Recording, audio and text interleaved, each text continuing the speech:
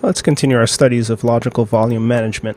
Now, there are a number of other things you can do to effect changes to your LVM configuration.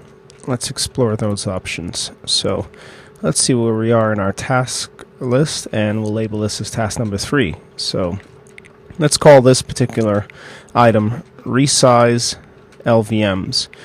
When we configured our LVM, we provisioned more storage than we allocated to the logical volume, which means there's some left over in the tank in order for us to extend the volume in the event of an emergency or just the general need for additional storage. So the ability to resize LVMs is an important one. And there's a command for that, as there is an app for that, named LV Resize. As mentioned, there are a series of PV, LV, and VG commands. Let's just connect back to our system to confirm the presence of these commands. And if we tab out LV using tab completion, a number of these commands relate to LVM, including LV Resize. LV Resize resizes a logical volume. Now currently, if we LV display, you'll see the current size of log_vol var, which is set to 5 gigabytes. But VG display shows that our volume group is actually 8.23 gigs. So supposing we needed an additional gigabyte of storage or terabyte or what have you, LV Resize is there to the rescue, setting the size to 6 gigabytes instead of 5 and pointing to the dev location for the volume group / the logical volume. The hierarchy is always referenced in commands, and that is from the volume group down to the logical volume level. So this will resize log_vol var, but the storage doesn't become immediately available. Let's see what happens when we execute this particular command against the logical volume. So just like that, let's check the exit status. It has resized the logical volume to 6 gigabytes. Now let's LV display again the full path to dev vol group var log_vol var. And indeed, it's now 6 gigabytes. How about when we execute df-h to reflect our mount point, which is LVM var1. It still reflects 5 gigabytes. What if we executed mount A to remount all of the items described in etcfs tab? It's still 5 gigabytes, and that's because from the perspective of the file system, it doesn't know about this additional gigabyte of storage.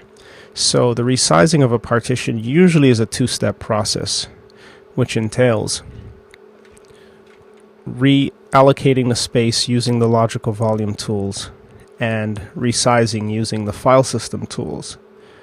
Also, as a warning, the resizing of volumes should normally take place in single user mode. So in addition to LV Resize, we need to resize the file system.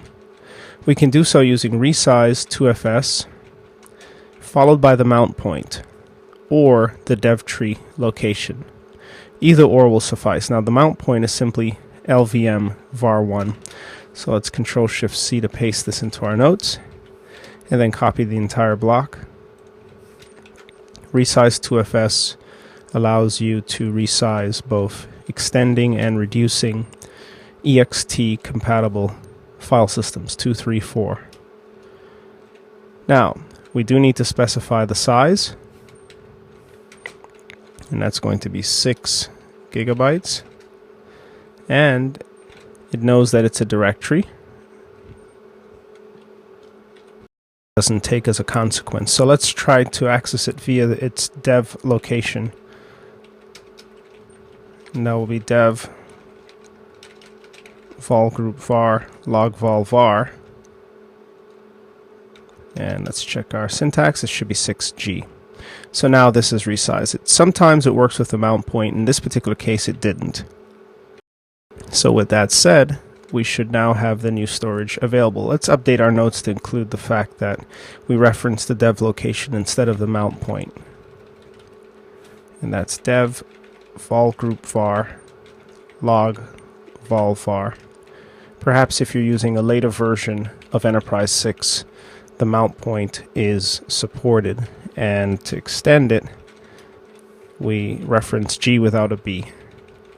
So this extends the file system to 6 gigabytes. Let's confirm as such.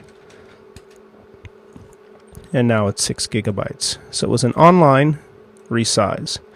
Normally it's safe to resize a file system in the upwards direction, or positively, or extension, via extension, than it is to reduce a partition or file system due to the possibility of data corruption. Extending a file system means adding space, which should not interfere with existing space, whereas reducing, of course, runs the risk of interfering with existing storage. So again, two-step process. You extend the logical volume, and then you resize the file system using the appropriate string. And then once the resize process has taken place, immediately online, the additional storage becomes available in the mount point. So this is in place. You can also resize in the opposite direction. So although the logical volume has 6 gigabytes available now out of the 8.23, supposing we wanted to reduce it to 4 gigabytes so that we could make space for another logical volume. So currently 138 megs are being used. That means the bulk of the storage is unused. So a reduction in the opposite, or resizing in the opposite direction, which is a reduction, should cause or pose no harm or issues with respect to our data. So let's just note that LV resize, and we want to set the logical volume this time to perhaps 4 gigabytes. The full location, log vol var. This will reduce the logical volume to 4 gigabytes. Let's try this out. And of course, whenever reducing, an warning message is presented indicating that you could lose data, but we expect to not lose data because we're using a small fraction of the total storage. So let's reduce log vol var, and now when we LV display dev vol group var log vol var, we see that it's been set to 4 gigabytes. However, let's df-h. The kernel still sees the mount point as 6 gigabytes because the file system is still configured to be 6 gigabytes, which means again we need to resize 2fs in order to reduce the file system. Let's go ahead and include that command as resize 2fs, and this applies again to ext2, 3, 4 file systems. So no need to use a separate set of tools as you had to with prior versions of Red Hat Enterprise Linux. So setting this to 4 gigabytes. Again, reductions are always risky in the event. And this mentions that online shrinking from this size to this size is not supported. And it knows that it's online, that it's mounted. And let's go ahead and do a df-h. Notice it hasn't made the change. So what does that mean? If we umount LVM var1, that drops it, so it's no longer accessible, which means files cannot be changed currently. Now let's try to resize it again to see if it'll take. And it tells us that it wants us to run the checker first just to make sure that it's consistent. So let's run the e2fsck checker to check it for consistency. And if this runs successfully, then we will try to resize again. Let's try the resize command again, and it still doesn't take. Let's double check this. And according to superblock, the physical size is this, either the superblock, and we'll tell it not to abort. And let's try it again, ignore error. And this is because of the discrepancy in the sizes between the logical volume and the underlying file system. So this will generate errors invariably. So one safe way of doing this is rebooting to run level 1 mode, where you have exclusive access, and then resizing it, or moving your data off to some other location and then redoing it altogether. This could go on and on forever, which is why reducing the file system usually proves to be more problematic than extending it or increasing it. Let's just quit altogether. Now let's try to remount the file system to see if it mounts, and it throws an error at this particular point because it knows that there are inconsistencies with the file system. So we'll leave it offline and continue our work. So resizing usually works better in the upwards direction. Reducing is a bit trickier, but can be performed, and in worst case scenarios you may have to recreate the file system on the resized partition presented by LVM. So note, reductions will likely return errors resulting in re-provisioning of the FS. So resizing is one feature. Another feature is the ability to rename a volume. Supposing the volume began its life as a var container, such as log_vol var, and then has morphed as a consequence of different needs by your users to, let's say, something to store data for applications, such as an opt tree or what have you. The ability to rename the logical volume or any of these LVM components is rather important. So rename logical volume. And similarly, there is a rename command named LV rename. This allows us to change the name from an existing name to a new name, and it takes the syntax of volume group name followed by old name, then new name. The volume group name is vol group var. The old name of the logical volume is log vol var, and supposing we wanted to make this perhaps log vol opt to mount, let's say, the opt mount point. This would allow us to rename the logical volume, not the volume group, but just the logical volume. Let's try this, and renamed log vol var to log vol opt in the volume group vol group var. If we now LV display, you'll see the new name of the logical volume, although it's currently not accessible because of the changes to the size. If we reset this to 6 gigabytes, it would probably mount without an issue. We'd have to use LV, of course, to resize it, LV resize.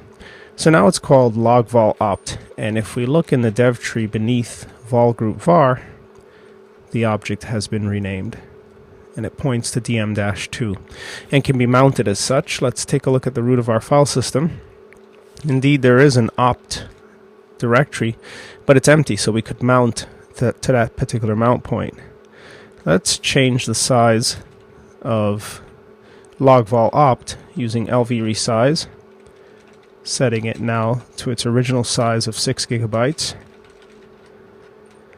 and this should resize it for us. We'll then LV display dev vol group var log vol opt, and it's now set to 6 gigabytes. Now let's try to mount it to the opt mount point, and let's echo the exit status, mount, and indeed we appear to be back in business. So it's there. So we had some discrepancies between the superblock size on the file system versus what was presented by LVM's partition, and that caused the friction or problems with reducing the volume initially. But if you simply reset it to the original size, then there doesn't exist a discrepancy. But again, you could work around this by going to single user mode, ensuring that the volume is offline, and then mounting it accordingly. Now, of course, this means that fs tab should be updated to reflect the new mount point, because 1, the volume is no longer called logvol var, it's called logvol opt, and 2, it's no longer mounted at LVM var1 but rather opt.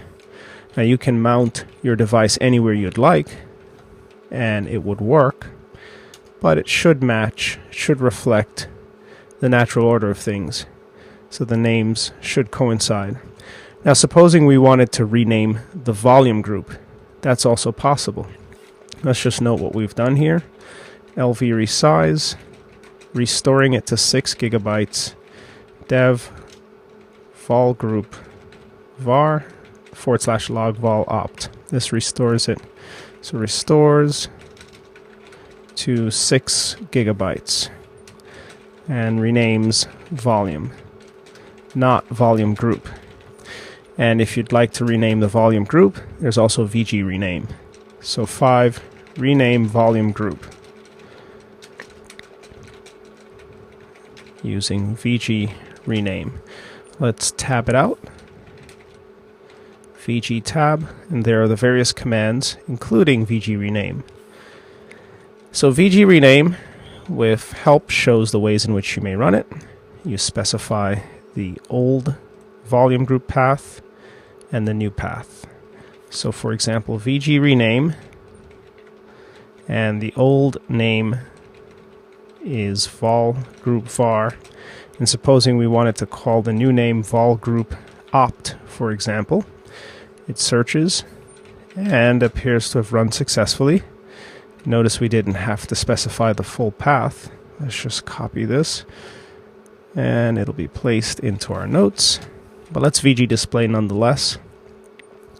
And there's the original volume group created by the operating system during installation. And here's the new vol group opt, which means we'll have to update our etcfs tab to reflect this change. So renames the volume group so that it's more apropos, and that's now in place. So B, update etcfs tab to reflect volume group name change. So with that said, let's find this root shell and nano etcfs tab, and we'll find its location and change the name of the volume group from vol group var to vol group opt. And to test that things are working, let's umount / opt, and it's currently not mounted. We can also grep to check. Nothing's there. And let's mount -a, echo the exit status, and remount, searching for opt, and now it's back. So it's available, and df-h should reflect that it's 6 gigabytes. So the storage that began its life for var now services / opt, which means if any data existed on the original mount point, logvol var or log var LVM var1 would now become part of / opt. So you wouldn't lose data as a consequence of renaming the logical volumes and or the volume groups. You're simply reallocating, which is rather straightforward. Now what if you wanted to assign more storage to the volume group? So supposing, let's VG display vol group opt. This volume group is 8.23 gigabytes, which let's say isn't enough, and we've grown beyond this capacity. So in order to provision additional storage, you'll have to repeat the process of generating an LVM partition. So an LVM partition is needed, and then it needs to be assigned as a physical volume, which makes it a member of the logical volume management environment, and then it needs to be associated with a volume group. So a few steps are required. So our 6th task here is to assign more partitions, which really means more storage, to LVM for management. So the steps should be quite familiar now. You use a tool such as Parted to manipulate one of the disks, such as dev SDC, to add additional storage. So Parted, and then we're going to make part once we're in to make a new partition, and we'll determine momentarily whether or not it'll be a primary or extended partition, but let's assume it'll be primary, and then we'll determine where it begins and where it ends by enumerating the partition table of the disk.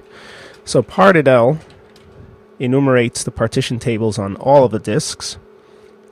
So let's scroll up beyond the device mapper to the actual physical disks. So notice that this Fujitsu drive has 3 primary partitions. We can define a fourth. So the first runs 10 gigs, the second 1 gig, and the third 5 gigs for a total of about 16 gigabytes. So it ends at 16 gigabytes. So we can start at, let's say, 16.1 gigabytes and run through, let's say, 26 gigabytes or so, 26.1 gigabytes. So let's go ahead and indicate where we want to start. We'll use Parted, dev SDC, print the table, make part primary, and we'll be removing all of these partitions anyway, so it doesn't matter if it's primary or extended with logicals embedded. And we'll start at 16.1 gigabytes through 26.1 gigabytes. And this will be our partition that we create. Now, of course, it throws a kernel error, which we've seen, which means a reboot will fix things. And we should set its type, as mentioned, the set command. If you help set, you'll see how to set the type. So you set the number of the partition, which is 4, to LVM on.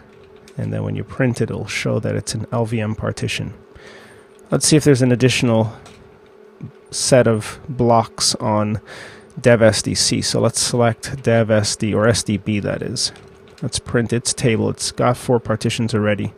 Although there is still storage available, but there is no room to define additional partitions because 4 primaries have already been defined. So we would have to remove one of the primaries and define an extended. So we'll leave this be. Let's quit. And since this system requires that we reboot to make these changes, let's go ahead and reboot it. And this will give us the opportunity to add more storage. So make part primary, in this case 16.1 GB through 26.1 GB to give us 10 gigs of storage. And then we followed that up with a set partition number 4, in this case LVM on. And then once that's in place, we of course will assign it to the physical volume using PV create. So PV create dev SDC. This should be SDC4 when it comes back. And this assigns LVM partition to LVM management. And then once it's assigned, we'll then assign it to the volume group by using, instead of VG create, VG extend. So let's go ahead and document this as well. And while we document, let's have a ping running so that we know when the system comes back. And that'll just run in the background until further notice. And in fact, we can just bring this gedit window up so that we see the replies as they come in. So we will then VG extend the name of the volume group, vol group opt, as it's now called, and we'll add dev SDC4. And that's all that's required to extend the volume group. But of course, to make the additional 10 gigabytes available to the logical volume, we'll have to increase the size of the logical volume by resizing it. So this at least will extend the volume group. So extends volume group, vol group opt. And then we will extend the logical volume using, of course, LV resize to a new size. So we'll LV resize, and it's currently 6 gigabytes. We could set it now that there's an additional 10 available to, let's say, maybe even 15 gigabytes to the location vol group opt, log vol opt, and this will perform an online resize. Resizing in the positive direction is typically easier than reducing. So let's connect to the system, and before we execute the pv create command, let's just be sure that dev sdc4 is the name of the partition. We see the replies coming back, so we'll re-SSH, and once in, we'll parted list, and we should see for dev sdc the fourth partition running from 16 gigs, so parted started at 16 to 26.1, so it's 10.1 gigs, which is fine. And it's of type LVM, which is what's important to us to add it to our storage. So let's pv create dev sdc4, and now when we pv display, we should see this additional disk, dev sdc4, and its size. But it's currently unallocated, so we need to allocate it to a volume group, that is, which means, as mentioned, we'll use vg extend. So let's copy our command, vg extend, the name of the volume group, and the name of the new partition, one or more. So if you had additional partitions, you'd just specify them using a space delimiter. Before doing this, let's vg display vol group opt to be sure that the storage has changed. So it's currently 8.23 gigs, so it should be roughly 17 point something upwards of. So now the volume group has been extended. Let's vg display once more, and it's upwards of 17.5 gigs. Perfect. Now the logical volume, LV display log vol opt, has not been upgraded. It's still, let's double check that, and that should be dev vol group opt log vol opt. It is still 6 gigabytes. So the next step, if we want to take immediate advantage of this, is to resize it. Now just one note here, we don't have to resize this particular logical volume. We could define a new logical volume within the same volume group and mount it independently of log vol opt. That's definitely quite doable if you'd like. But normally one volume group for a purpose such as opt, var, home, etc. suffices, which is why we tend to extend as opposed to defining new logical volumes. Evidenced by what the system set up, for example, during installation. One for swap, one for root, and one for home. So that is why it seems to make sense to just keep the numbers to a minimum. Now in this system it doesn't have one for home because of the reduced storage, so it has just swap and root. But on the other system, Linux CBT Serve 2, let's take a look. If we df-h, we should see one for home, one for root, and then let's LV display on this system, and one for swap as well, because it has more storage. So we could define a different logical volume, but if we simply wanted to work with the existing logical volume because that's where our data are, then the thing to do is resize it. So let's resize, and that's the vg extend. Let's copy our resize command to resize it to 15 gigabytes. And this will still leave some space available in the event that we need to do some more work at a later point. So let's LV resize 15 gigabytes. Now the exit status will tell us that it's clean, and a re-LV display of the full path. If you use a short name and it doesn't work, just reference the name from the dev tree beneath the volume group. And now we see that it's 15 gigabytes. But of course, log vol opt that's mounted to /opt is still 6 gigabytes. So if you attempted to write beyond 6 gigabytes, it would fail, or the remaining 5.5 gigabytes.